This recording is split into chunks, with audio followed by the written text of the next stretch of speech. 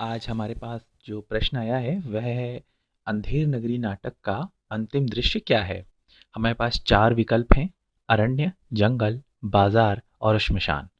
देखिए, ये अंधेर नगरी एक बहुत ही प्रसिद्ध नाटक है और हमारे पाठ्यक्रम में भी है। तो सीधी सी बात है, हमें इसके विषय में कुछ मोटी जानकारियाँ अवश्य ही होनी चाहिए। तो आइए देखते हैं इस प्रश्न को हम किस प्रकार हल करेंगे। देखिए, इसमें कुल मिलाकर 6 दृश्य हैं। प्रथम दृश्य है वाह्य प्रांत, द्वितीय है बाजार, तीसरा है जंगल, चौथा है राजसभा, पांचवा है अरण्य और छठा है श्मशान।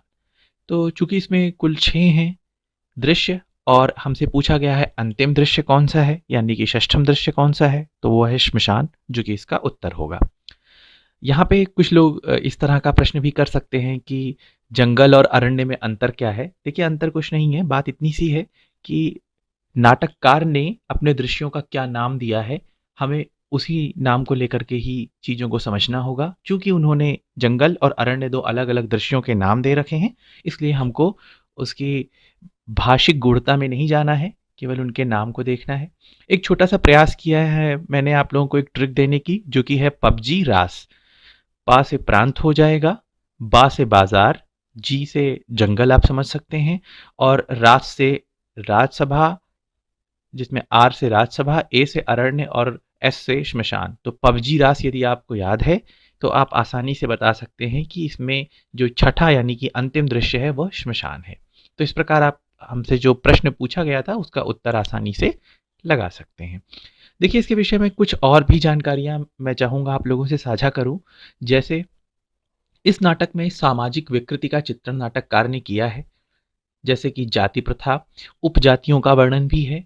राजा का नशा, राजा शराब पी रहा है, नशे में धुत है और वह और भी शराब पीना चाहता है, इस प्रकार के दृश्यों का चित्रण उसमें किया गया है। नारी भावना, इसमें हम देखेंगे नाटक में कि सांकेतिक रूप से नाटककार ने वेश्यावृत्ति का वर्णन किया है। एक स्थान पर उन्होंने एक पंक्ति दी है, वेश्या जोरू एक समान। आप स्पष्ट तौर पर देख सकते हैं कि उस समय नारियों की जो समाज में स्थिति थी उसका अंकन करने का प्रयास किया गया है। अंधविश्वास का चित्रण किया गया है। आप इस नाटक को पढ़ेंगे तो पाएंगे कि अंधविश्वास के कारण ही अंत में जो चौपट राजा रहता है वह स्वयं को फांसी लगा लेता है। इसी प्रकार प्रशासन का दुष्चक्र, अधिकारियों द्वारा आम जनता, बाजार की लूटपाट, इन सारी चीजों का वर्णन भी किया गया है। सांकेतिक रूप से अंग्रेजी शासन का विरोध किया गया है। तो ये कुछ मोटे मोटे बिंदु हैं जो आपको पता होने चाहिए, क्योंकि कई बार क्या होता है, हमारा प्रश्न कुछ इस प्रकार से भी आ सकता है कि भारतेंदु जी द्वारा रचित कौन से नाटक में नारी भावना के परिप्रेक्ष्य में वेश्यावृत्ति की ओर संकेत किया गया है, और उसमें उनके नाटकों के नाम दे दिए जाएंगे। तो इसलिए आप लोगों को इस तरह के प्रश्नों को हल करने में थोड़ी सुविधा होगी। कई बार हमसे नेट और जेआरएफ में पूछा जाता है कि इस नाटक के लिखे जाने का समय क्या था। भारतेंदु हरिश्चंद्र जी ने 1881 ईस्वी में इसकी रचना की थी।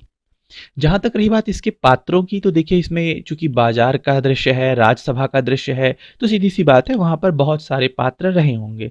लेकिन जो मुख्य चरित्र हैं इस नाटक के वे तीन ही हैं: महंत, राजा और गोवर्धन दास। तो महंत, राजा और गोवर्धन दास, इनके ही इर्द गिर्द पूरे नाटक की जो कथा वस्तु है वह घूमती रहती है।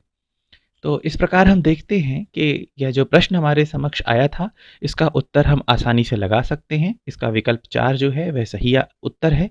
साथ ही हमें इस नाटक के विषय में और भी कई जानकारियां मिल गई हैं।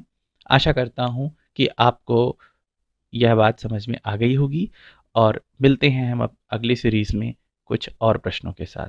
धन्यवाद।